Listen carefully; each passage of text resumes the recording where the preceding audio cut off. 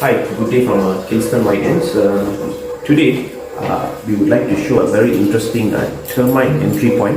It's quite common that termite enters through the toilets and so forth, but this is the first time, in my experience, I'm also seeing this termite mound or termite nest or termite mud tubes that is built through the toilet exit holes.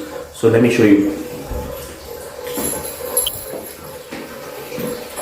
So as you can see from here, this is the toilet. It's quite a common